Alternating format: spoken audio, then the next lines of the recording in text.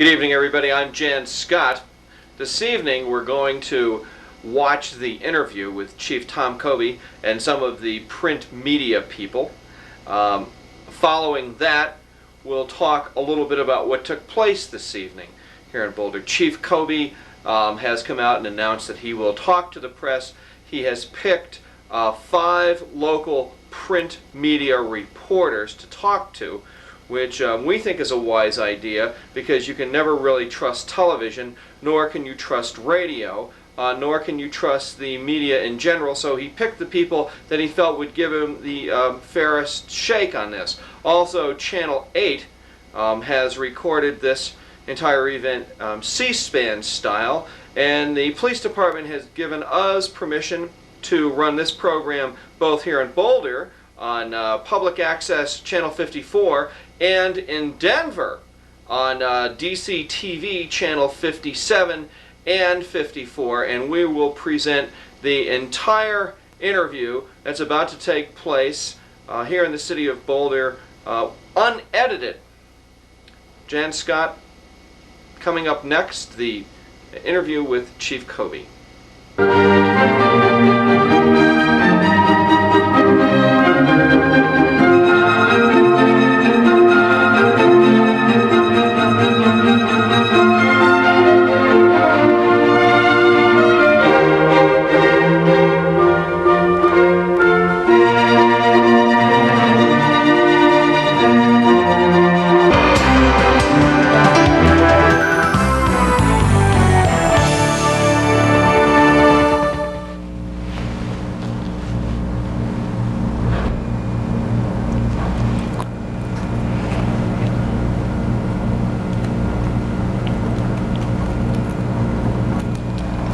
Good evening, I'm Leslie Aaholm. Thank you for joining us this evening for this special presentation.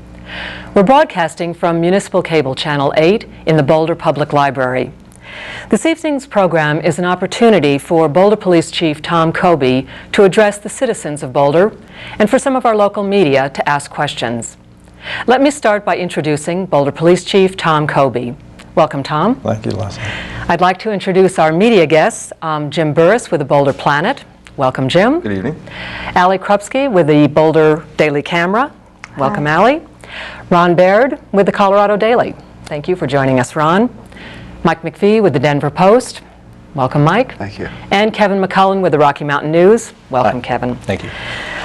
What we'd like to do this evening is begin with a statement, some remarks by Boulder Police Chief Tom Koby, and that will be followed by questions from our reporters. So without further ado, Boulder Police Chief Tom Koby. Tom?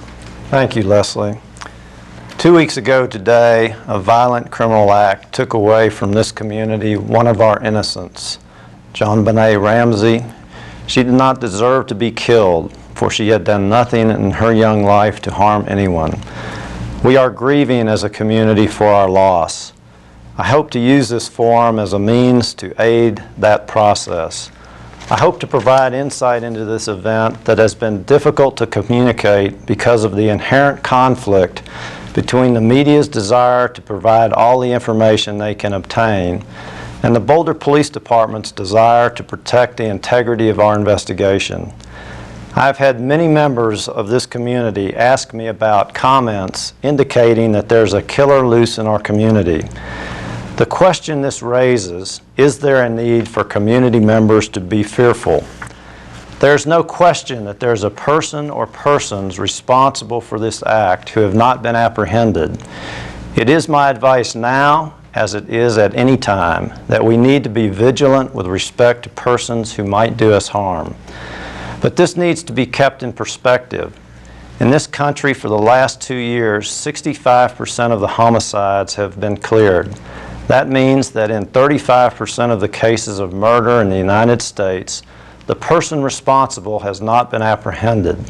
The reality we all live with every day is that we have many dangerous people in this community and communities across the country who are walking the streets. We all know this intellectually. However, we never really have to deal with it until it strikes close to us. We were not living in fear before this incident, and we cannot be forced to live in fear now. It is the best judgment of the Boulder Police Department that this is a one-time occurrence. The killing of Jon Benet does not appear to be linked to any other similar event. What this means is that we do not believe we have a serial situation to deal with. Should the Boulder community be concerned and vigilant? Yes. Should we be living in fear? No. Can I guarantee that this will not occur again? No, I cannot. There have been many stories and much speculation about who killed Jon Benet. This is an area that I know will be explored in greater detail in the questions to follow. Let me offer perspective on this issue. Prejudging and media hype have never solved a crime. Crime solving requires diligent and careful police work. That is exactly what the Boulder Police Department is committed to doing. It is a natural response to a tragedy like this for the community to want to know immediately who is responsible. It is often an effort to assure ourselves that such a tragedy will never happen to us. The reality of the situation is that often these types of investigations take time to solve. The integrity and the competence of the men and women of the Boulder Police Department have been challenged. Let me first say that I have never had the privilege of working with more competent, dedicated professionals. They are getting the job done. We will not lose the focus of this investigation to respond to meaningless and unfounded remarks. This organization is well respected in our community. That respect has been earned over many years because of the level of competent service we have provided. Again, it is unfortunate that those who have anointed themselves as experts have seized the opportunity to offer criticism which has no basis in fact. Let me assure the citizens of Boulder that the men and women of this department are doing everything that can be done to solve this case. All of the resources that my people have needed to do their work have been provided. Our success is very good in homicide investigations. Over the last 5 years, from 1990 through 1995, we have had 15 homicides in Boulder. We have solved 13 of them. That means that we have an 85% rate of success with these investigations. We are not working on this investigation alone. When we have needed assistance, we have reached out to those who could provide that help. Alex Hunter, the district attorney, has had his personnel working with us from the first hours of this investigation. George Epp, Boulder County Sheriff, has provided us support in the areas of crime scene search and interviewing of witnesses. Pat Alstrom, Director of the Colorado Department of Public Safety, has the Colorado Bureau of Investigations processing the evidence we have submitted as quickly and effectively as possible. The Federal Bureau of Investigation, Denver and Boulder offices, has provided us its expertise as we have asked for it. This violent act has deeply affected the members of the Boulder Police Department. We are fortunate that we work in an environment where we have not built up the hardened shell which you often find in other communities. But that means we still feel for the victims of violent crime. We are vulnerable. Many of us are parents who have felt this loss very deeply. We are doing our own debriefings within the organization to deal with our grief, just as community members are participating in debriefings to help themselves cope. The support we have received from the community means a great deal to us. Thank you. On behalf of the Boulder Police Department, I would like to publicly acknowledge the political leadership of this community. As much publicity as there has been around this incident, it would be very easy for it to become political. This has not happened. Mayor Leslie Durgan, our City Council, and City Manager Tim Honey have never wavered in their support of this organization. Their steady hand in this matter has enabled us to go forward with this investigation without distraction. Because of their steadfast support, they have enhanced our capacity to solve this case. They have honored their role as community leaders. And last, before we get into the questioning, let me be very clear about the focus of the Boulder Police Department in this matter. Our allegiance is solely to Jon Benet Ramsey. We have a mission. We have dedicated ourselves to bringing justice the person or persons responsible for her death. Everything else is secondary, and we will not be deterred. Thank you, Leslie. Thank you, Tom. What we'd like to do now is turn to our reporters. We have 20 or 25 minutes, and so if we can keep questions short, we'll get more questions in. And if there's a follow-up question, let's go ahead and ask that. And Kevin, I'd like to start with you, please. Alrighty. Tom, when we talked about a week ago, I'd asked you at that point if you had, based on the information you know, were confident, had a degree of confidence that you would make an arrest in this case at some point. Weeks gone by, and I guess the same question again. Had anything that you've come across or given you some confidence? Well, Kevin, there's three things that can happen in any investigation like this. One, it's a smoking gun case where it's solved very quickly. You show up and the person who's responsible is standing there waiting for you. Second is that you never solve the case. And the third thing that can happen is it takes a while to work things out and work through the investigation.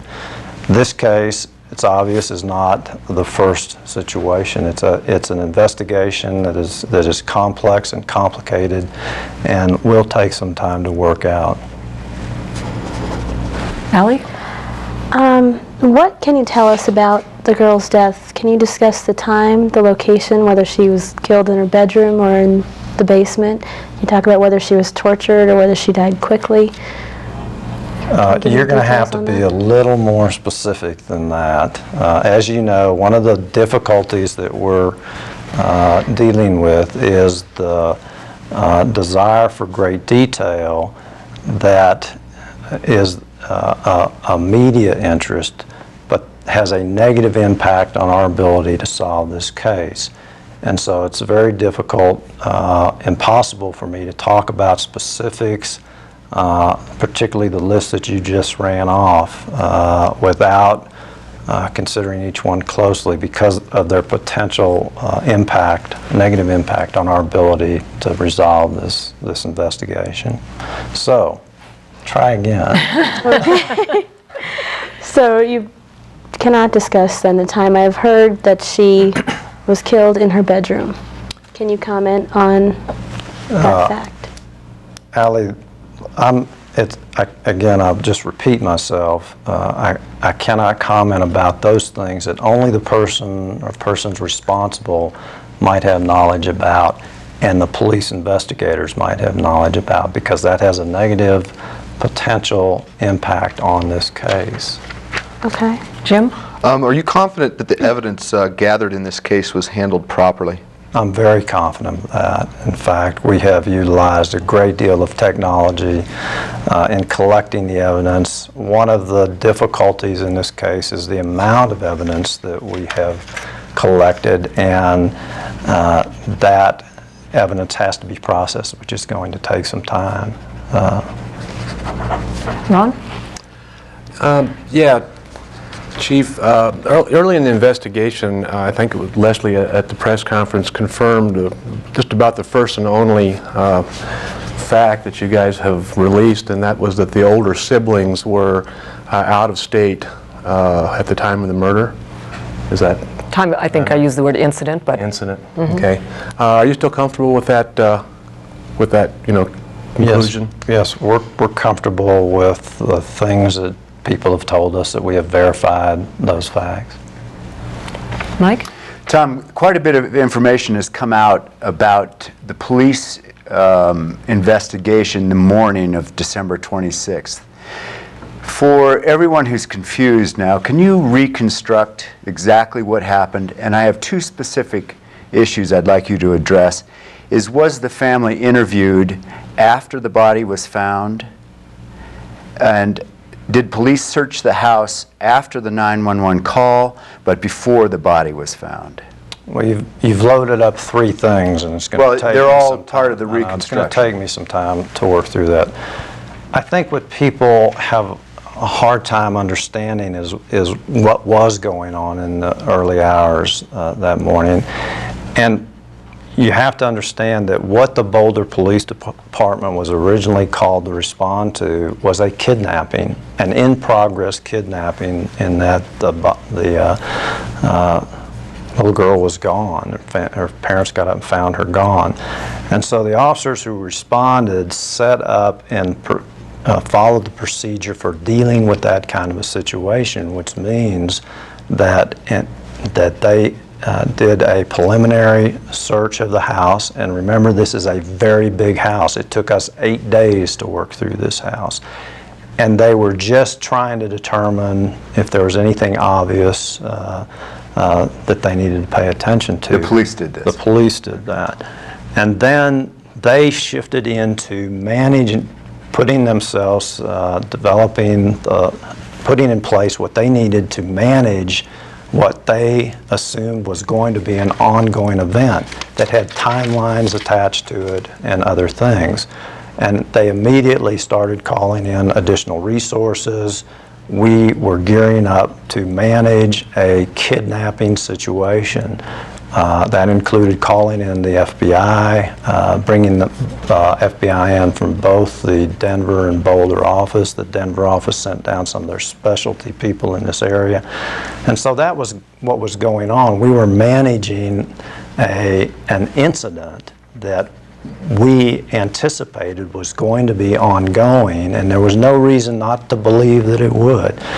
If you analyze or go back and research all of the kidnapping cases, this is a very unusual case. It is very unusual to have occur what occurred in this. So our focus was in managing the event we were presented with, taking the precautions that were necessary, but managing the event that was before us.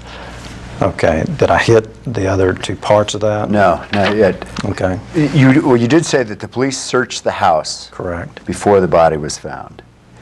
Was the family interviewed after the body was found? As you know, Mike, we were with the family for quite a period of time during the first day.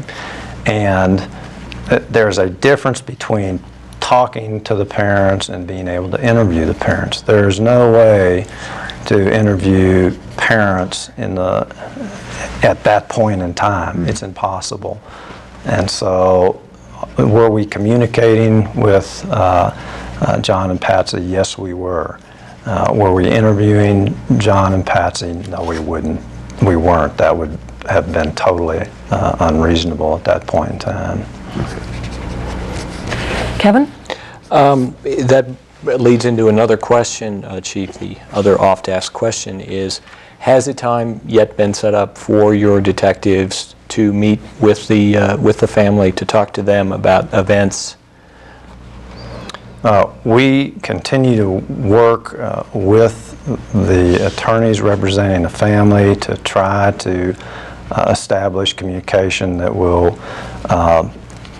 resolve all the issues at hand. Alli. I have a question, a follow-up question with this. There's been some criticism that the case has been handled differently because the Ramseys are wealthy. When a poor Latina woman died recently, there was a suspicious death, the police department dispatched a small team of investigators and spoke freely about the findings and issued a pretty detailed report within about 2 weeks of the incident, even though the case was still under investigation. How do you explain the different treatment that these two cases have received? The difference in the release of information, I guess, would be more specific. I think that's a very good question, and I think that is also a media question.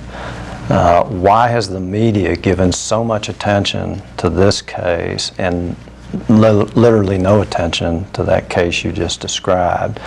One of the things that has caused us to have to adjust somewhat in our techniques and our procedures is the assault, I would call it, by the media. I have never, in the 28 years that I've been in this business, seen such media focus on an event, and it is in fact intrusive, and it is making it much more difficult to work through this than it was to work through that situation. So does that explain the difference then in the release of information? There's a difference in this situation also in that the Ramseys, through advice of their counsel, have decided to take certain precautions. A part of that has led to a lot of speculation about it, which is totally unfair. There's been nothing that's been done either by us or the Ramsey family that is out of order.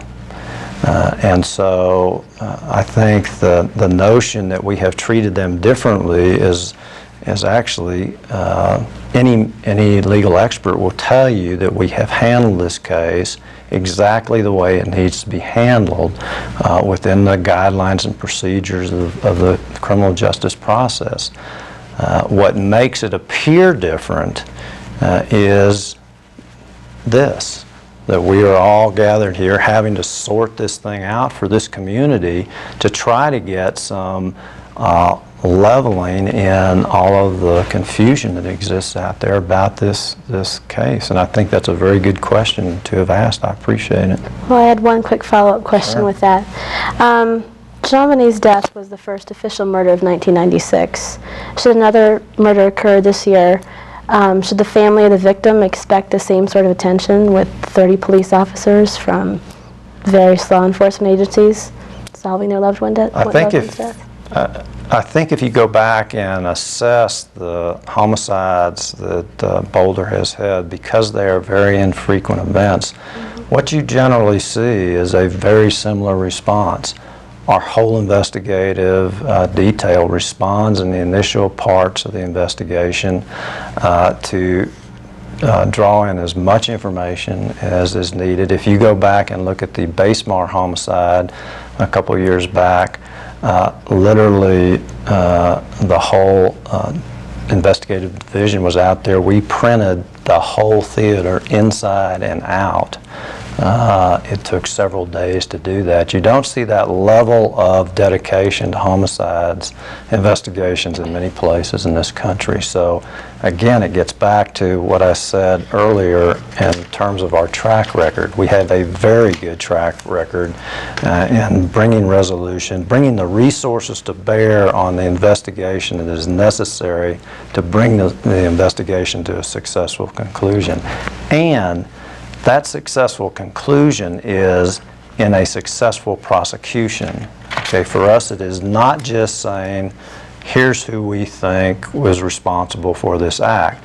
It is making sure that the case that we put together is successful all the way through the system. And again, if you go back and assess it, I think that's a compliment to the personnel that Alex Hunter has at the District Attorney's Office, as well as my personnel who put these cases together. Jim? Recently you removed a key detective in this investigation for talking with the press. How would you characterize the morale of your department in light of that removal, and has that impacted the effectiveness of the remaining detectives and their efforts to investigate this? Well, you've asked two different questions, and I'll answer the second one first. What is the morale in the Boulder Police Department right now? What's the emotion, the state of mind? I would describe it as being focused.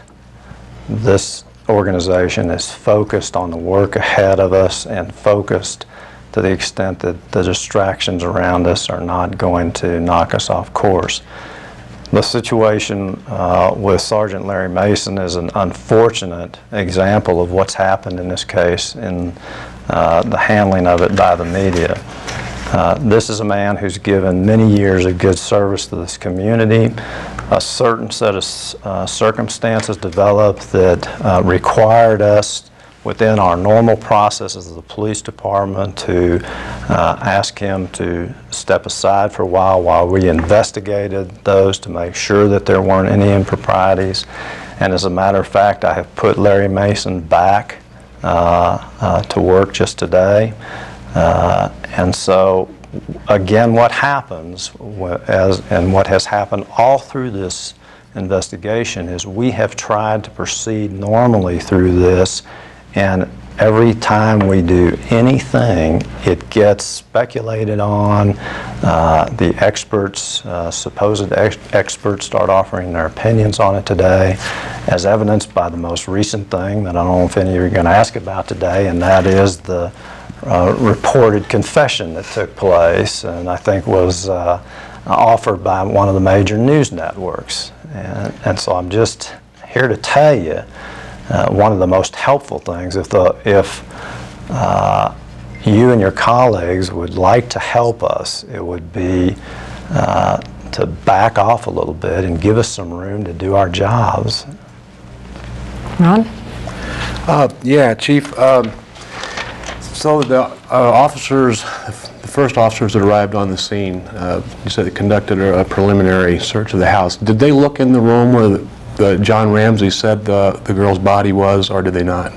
It doesn't appear that we did. Keep in mind that this house is a large mansion, and it doesn't appear that they got down.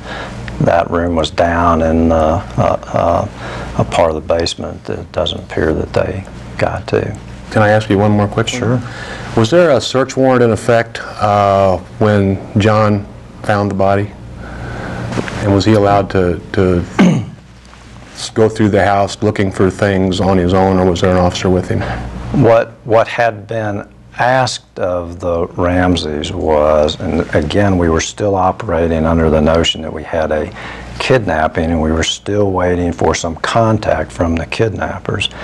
And the lead detective who was in the house with the Ramseys asked the Ramseys to go through the house to see if they could determine if there was anything out of place that might help provide some insight to this thing. So there was a search warrant in effect at that time? There was not a search warrant in effect at that time. At 1:30 that day? I can't be absolutely sure, but I don't think there was a search warrant in effect at that time, Ron. Mike? Chief, it's becoming clear that there's a line being drawn in the sand between the Ramseys and the police department. The Ramseys have hired a fairly high caliber defense team. I talked to Pat Corton, the media specialist for the family, who told me today that the family's relying totally on advice of counsel, and that counsel is deciding as to whether or not the interview will ever take place. Meanwhile, a source has told me that in order for this case to move forward, you have to get the forensic lab results, the test results back. When do you expect these tests back, and what will be the first step you'll take? Well, I'd like to address the first comment that there's a line drawn in the sand somewhere, because I don't know where you got that. And I think that's part of the speculation that's going on around this case. There's nothing wrong with the Ramseys retaining counsel. I didn't say there was. I got the indication from that comment that means that we've drawn lines in the sand. We are still in communication with the Ramseys attorneys, as we have been instructed to do, and as is the rules. We are following the rules, and they are too, and that should not be interpreted any other way than the rules are being applied to try to move this thing along. In response to your question about the evidence, I think I alluded earlier to the fact that we have accumulated quite a bit of evidence in the 8 days that we spent processing the crime scene. I would expect that it will come back incrementally. I don't expect to get it all at one time, and so I can't give you a timetable for any specific piece of evidence that we've collected. Kevin?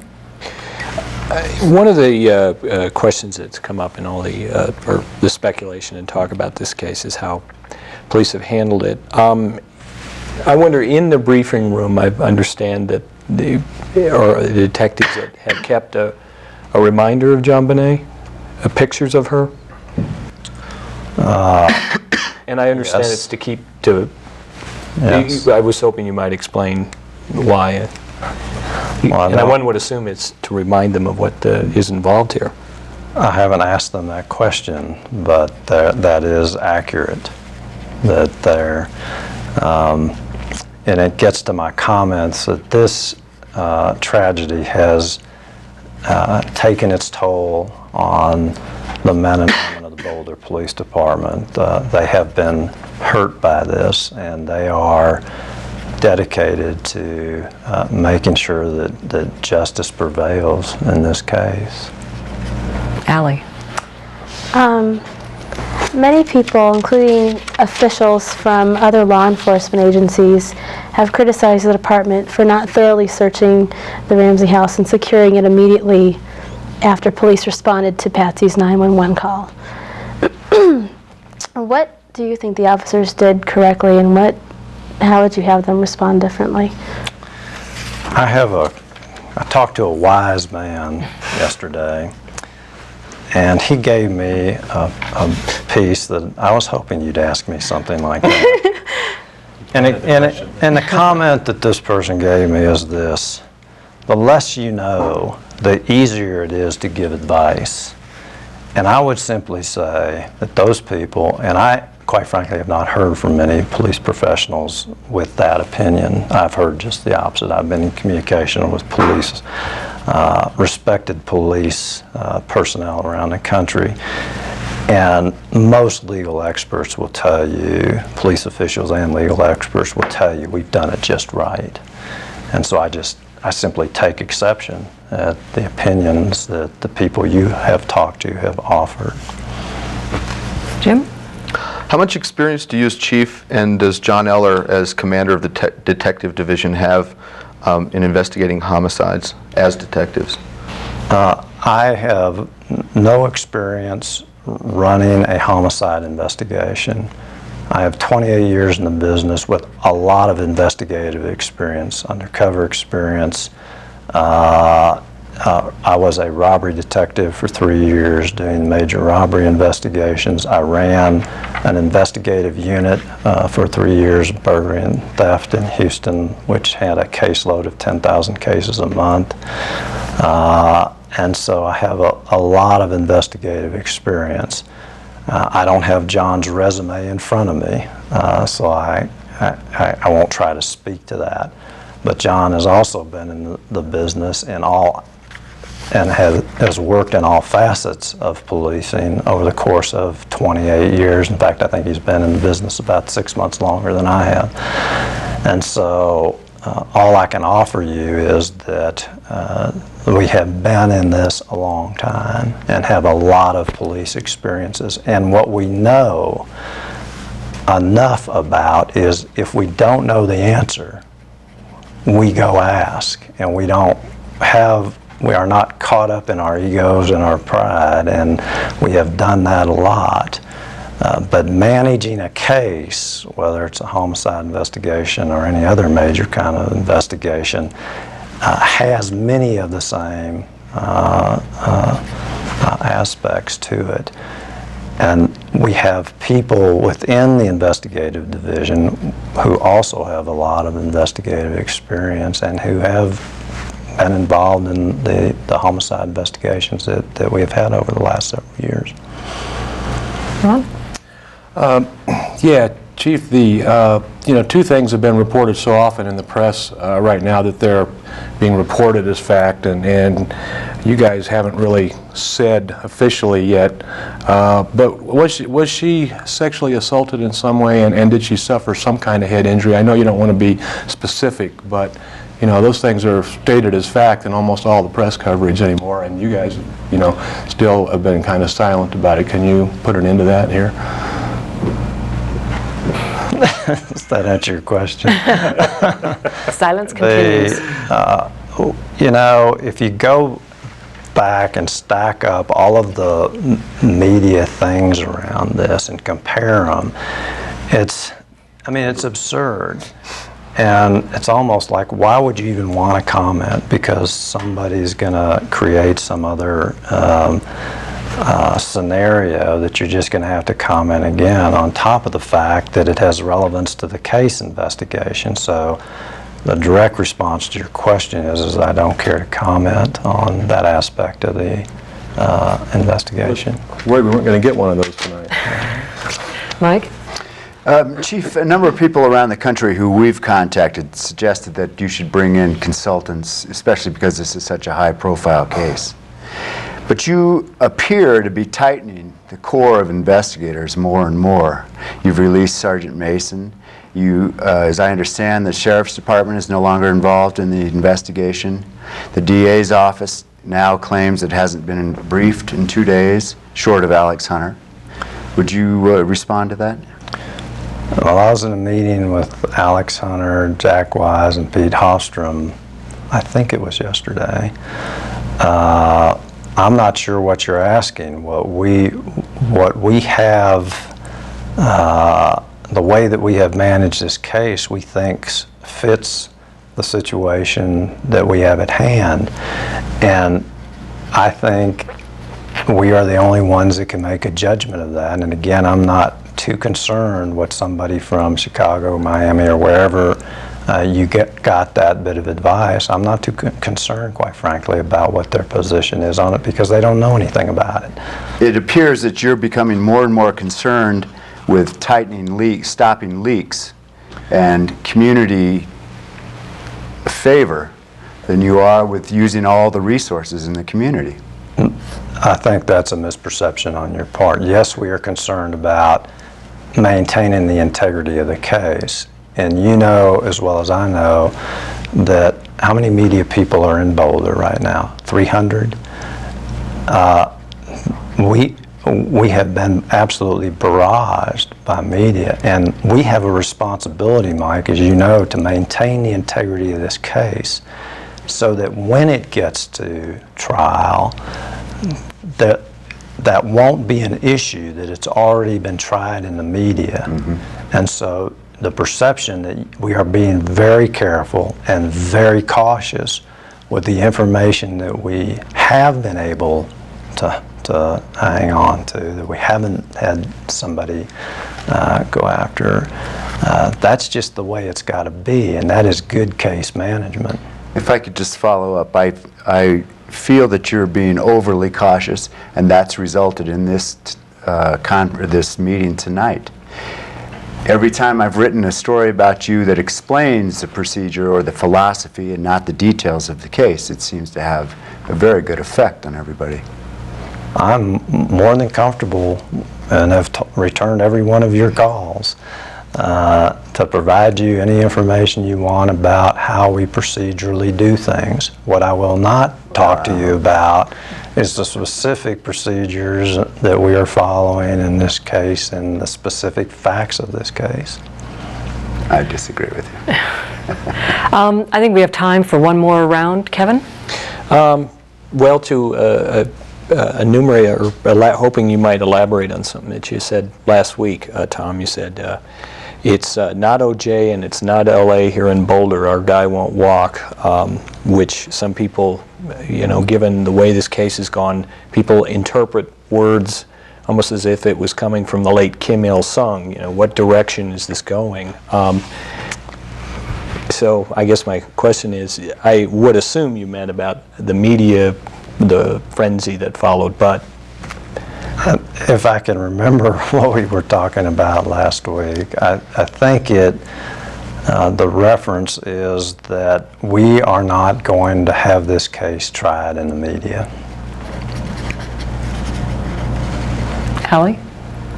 This kind of touches on what Mike had mentioned earlier. I just wanted to know if you could follow up a little bit on this. Many people say it's understandable and quite prudent, actually, that you have not released evidentiary information about the case. But why is it that you and other officials heading the investigation refuse to address how the department conducted the investigation, and how do you justify saying the public does not have a right to know at this point in time? Well, part of the comment about the public not having a right to know was taken out of context. What has happened in this investigation is this, that it is something that means a great deal to the Boulder community, and that is why we are here tonight, so that we can have this conversation and that it can be heard in total, uncut, by the Boulder community. But the reality is that this situation is a curiosity to the rest of the country, and quite frankly, it is a sick curiosity in some ways.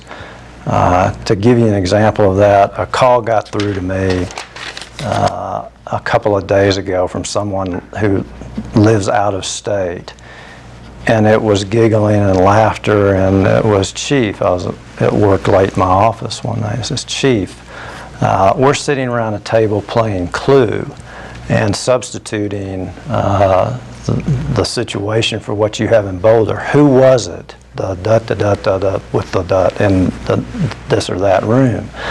That's sick. And so my reference is that there are certain things that everyone is in, certain bits of information that every person is entitled to, and we have provided those pieces of information. And there are other pieces of information that the public is not entitled to know and doesn't need to know, and so it is simply a desire to have their curiosity satisfied, but it serves no purpose. And that is the information that I'm not going to provide to the public. Jim?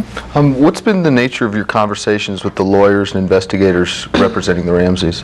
And as a follow-up, could your investigation in this case move forward more quickly were they not involved? Boy, those are loaded questions. But keep in mind, I am not investigating this case. My role in this investigation is to make sure that my officers have the things that they need to do their work. I am doing that. Also to make sure that my officers are where they need to be in this community around this issue and every other issue. So if they're needed at the school because kids are going back to school and the media trucks are there and they're causing chaos, that my officers are there. And third, to make sure that this police department still runs effectively, given all of the other needs in this community that extend beyond this case. And so Tom Koby has not been engaging in discussions with the attorneys and such for the Ramseys. What about your department?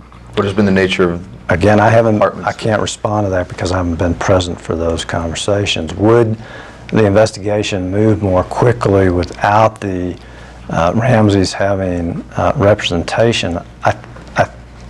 I just take issue with the question because they are entitled to representation, and certainly so they're entitled. But would it move more quickly without media representatives, private investigator? What you're asking me to do is to do exactly what I'm concerned about the media doing, and that's speculating about what might happen, and I am not interested in speculating. They're not getting in the way in any way? I'm not interested in speculating on that. Ron?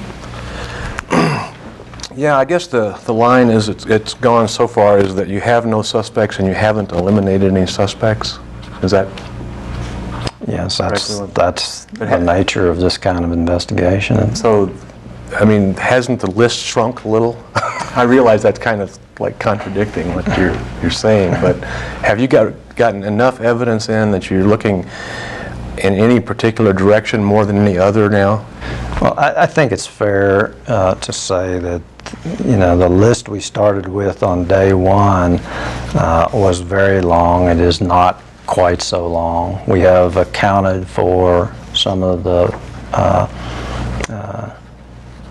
people that we simply had to sort out. Some have been sorted out. Mike? Chief, I understand, I know that the Ramseys have the right to legal representation, and they also have the right not to talk. That's correct. But it's been 2 weeks since their daughter was murdered, and in those 2 weeks, we've seen only one highly orchestrated appearance by them hugging a bishop on the steps of a church. It would appear to the average person that they have some reason to protect somebody. When will you decide that enough is enough, and would you consider the grand jury? Mike, I think you're being a little harsh. Have you ever lost a child? And do you know what your reaction would be in that circumstance? And I think what you're getting to, you're getting into an area that I just think is unfair to pursue. We've had numerous fathers. We've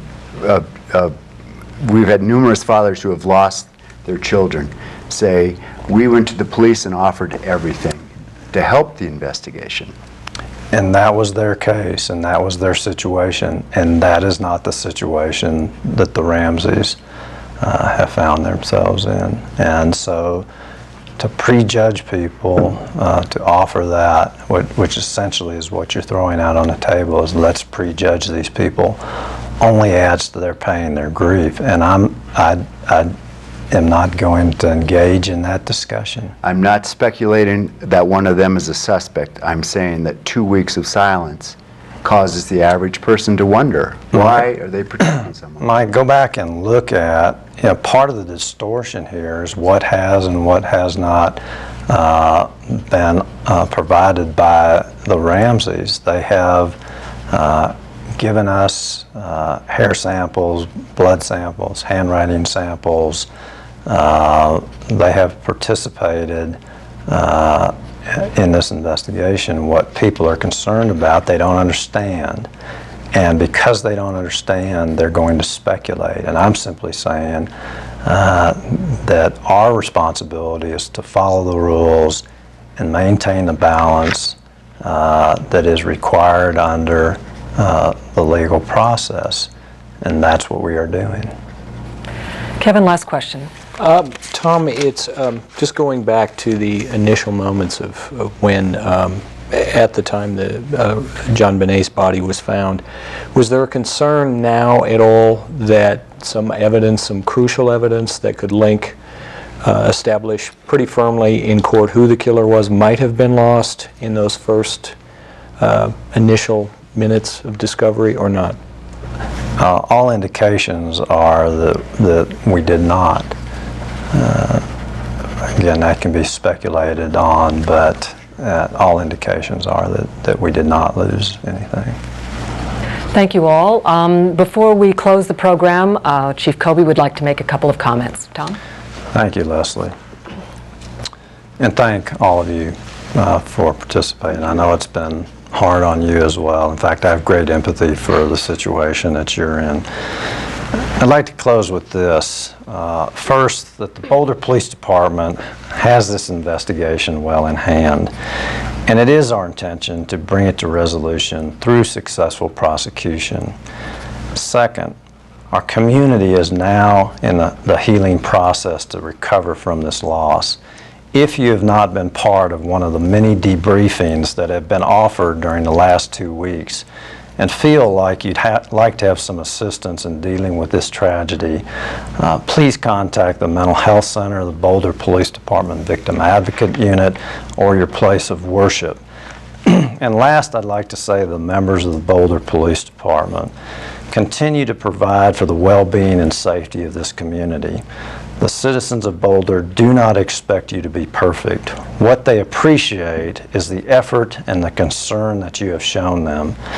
Take care of yourselves, both physically and emotionally, during this time of really great stress. And as always, take care of each other.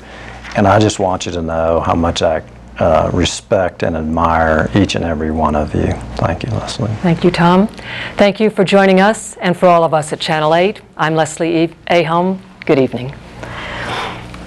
And thank all of you for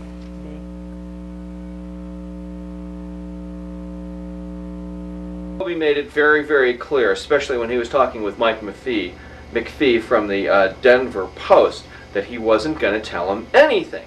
And when McPhee pursued him on the Ramsey family, on when are you going to interview them, why didn't you interview them, and he looked at McPhee and he said, have you ever lost a child? The family's grieving. We're not going to go after a grieving family.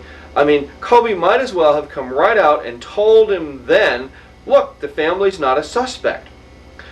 It tells me a couple of things, you know, that the Ramsey family is not a suspect. The cops are not going after them.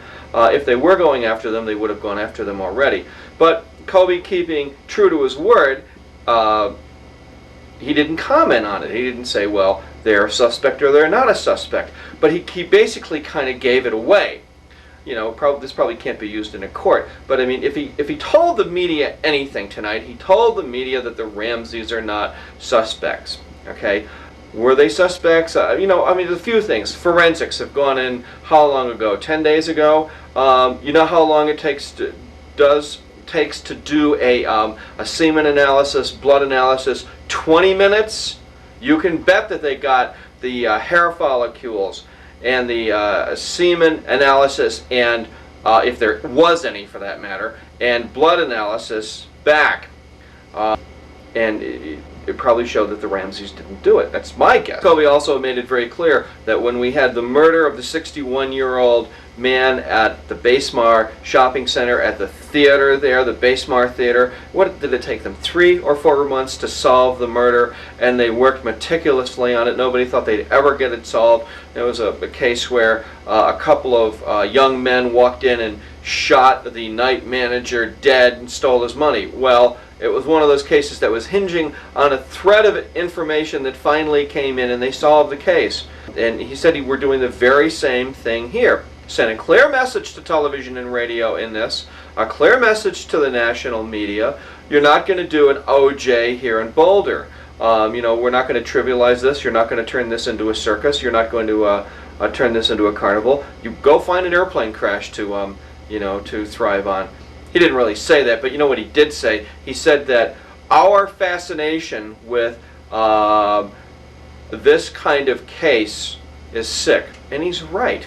Well, I hear on Jann Scott Tonite, we, you know, are not going to get involved in it. I thought about it and thought about it. I've had calls. Incidentally, we've had, since the last time I talked to you and we showed the CNN tape, the Ramsey interview, we've had dozens and dozens and dozens of calls. We've had all sorts of rumors, incidentally, about myself, my relationship with the Boulder Police Department, requests from the national press. You know, there's just one thing about defecating in your own backyard, you know, just not going to do it. Not going to do it. The only people that we've cooperated, actually, news-wise, has been with CBS Evening News. Mostly they're a professional organization, and they haven't pursued any kind of glitzy side of this, and those are the only folks that we've actually talked to on camera. And with you, you know, my pals who live in Boulder. Now, those of you who live in Denver, you know, just try to get it straight on this, okay? We lead the country in all sorts of areas here in Boulder, from whatever it may be, a social response, growth, green belt, all sorts of things. And here, again, Boulder leads the country investigation and how to do a police investigation properly without having your people, you know, go on off into Hollywood land or La La land. Just recently this year, you know, we led the country in deglamorizing alcohol amongst college students, and the police department took a very strong position. They were brutalized by the Denver media, Peter Boyles, the J-Corps people, KOA, Mike Rosen. Interestingly enough, in that particular situation, MTV, the youth television network, music TV network, came to Boulder and did an exemplary job of a documentary on young binge drinking, you know, amongst young people. And you know, here in Boulder, we have led the charge, as it were, to deglamorize alcohol amongst our young people. We just don't want to see them die. And here's another case of Boulder taking the bull by the horns. As Koby said, what did he say? Focus. So the police department is focusing on the case, and they're trying not to pay any attention to what the national media wants to do. And what do you think about this, incidentally? Give me a call. Our sick obsession with the fascination in this case. And you know, I don't even want to talk about it. on one level. I don't want to talk about what happened, the fact that a little girl was murdered. I mean, I'm just not going to go into it. I'm not going to feed our voyeuristic desires on this one. We're interested in your comments. We got over 500 calls the last time we did a program when we ran the CNN interview with the Ramsey family. I'm Jann Scott here in Boulder, and hope that you take this in stride. And here's an example of how we can maybe transform the way media obsesses and looks at tragic situations. You know, it's not a football game. It's not a sporting event. There's no need for us to trivialize this.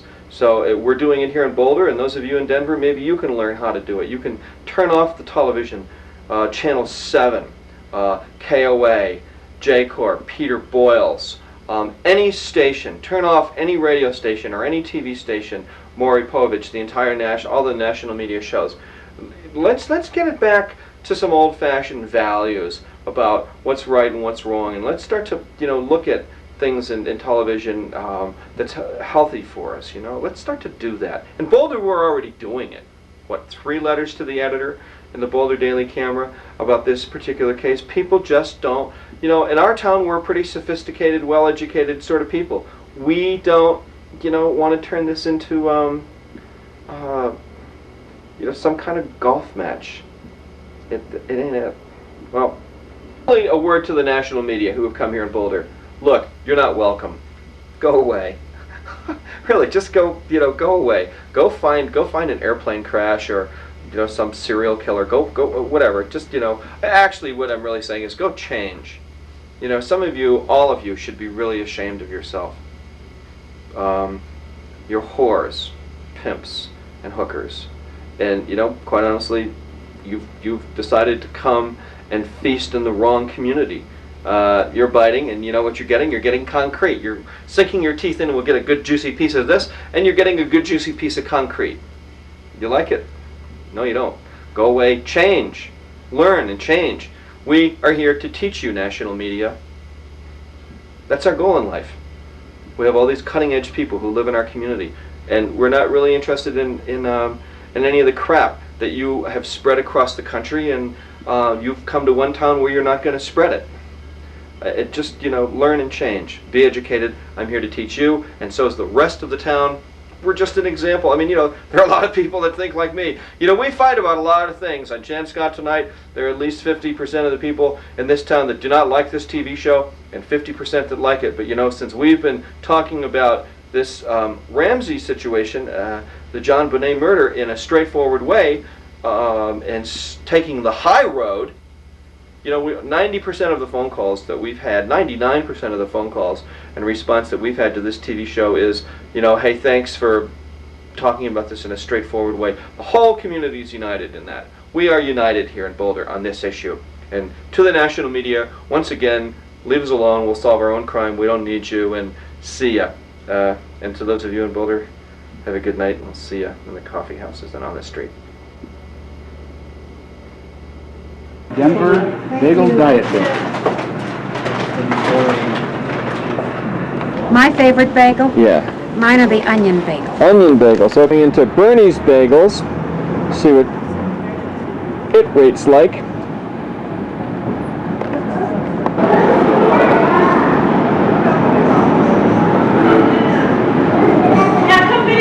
Hey you guys, I'm with Bagel TV. How you doing? Good, how you doing? Good. Bob Bagel with Bagel Television.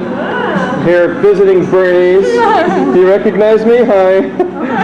What's your favorite bagel? What are you having? Salt bagels. Salt bagels? Salt bagels. Veggie cream cheese. A veggie cream cheese? Yeah. Now, are you going to give us one? Because we'll taste test it. We'll tell everybody.